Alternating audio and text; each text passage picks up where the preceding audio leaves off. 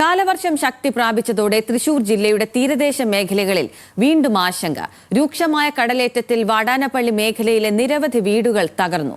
റോഡുകൾ തകരുകയും കനത്ത നാശനഷ്ടം ഉണ്ടാകുകയും ചെയ്തതോടെ വലിയ ദുരിതത്തിലാണ് പ്രദേശത്തെ തീരദേശ ജനതയാകെ.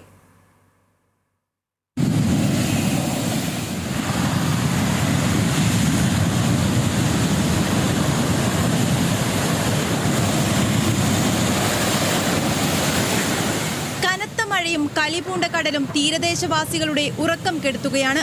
ട്രോളിംഗ് നിരോധനത്തിന്റെ ബുദ്ധിമുട്ടുകൾക്കിടയിൽ ജീവിക്കാൻ പ്രയാസപ്പെടുന്നവർക്കാണ് കാലാവസ്ഥ കൂടി തിരിച്ചടിയാകുന്നത്.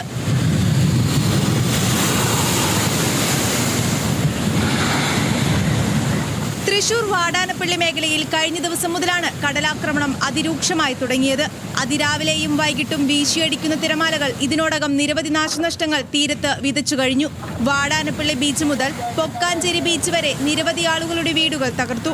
വെള്ളപ്പൊക്കവും പേമാരിയും ശക്തമായതോടെ പ്രദേശവാസികളിലേറെ പേരും ക്യാമ്പുകളിലേക്ക് മാറി.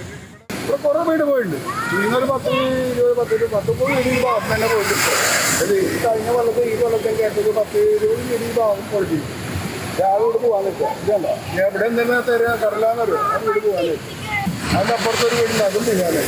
ആൾക്കാർ ഇങ്ങനെ പറഞ്ഞ് നേതാക്കന്മാരിങ്ങനെ നോക്കിയിട്ട് ഞാൻ പറഞ്ഞെന്ന് പറഞ്ഞ് പോയിട്ട് കാര്യമല്ലോ. നിങ്ങൾ എന്തെങ്കിലും ഇപ്പൊ തീരാണ്ട്. കടലോര മേഖലയിലെ ഭൂരിഭാഗം സ്ഥലങ്ങളിലും വെള്ളം കെട്ടി നിൽക്കുകയാണ്. കനോലി കനാൽ കൂടി നിറഞ്ഞൊഴുകുന്നത് ദുരിതം ഇരട്ടിയാക്കുന്നുണ്ട്. നൂറുകണക്കിന് മരങ്ങൾ കടപുഴകി വീഴുകയും തീരദേശ റോഡുകൾ തകരുകയും ചെയ്തു. വിവിധ പഞ്ചായത്തുകളുടെ നേതൃത്വത്തിൽ ദുരിതാശ്വാസ പ്രവർത്തനങ്ങൾ നടത്തുന്നുണ്ടെങ്കിലും നാശനഷ്ടങ്ങൾക്കോ ആശങ്കകൾക്കോ പരിഹാരമാകുന്നില്ലെന്നാണ് പ്രദേശവാസികളുടെ പരാതി. ന്യൂസ് മലയാളം, തൃശൂർ.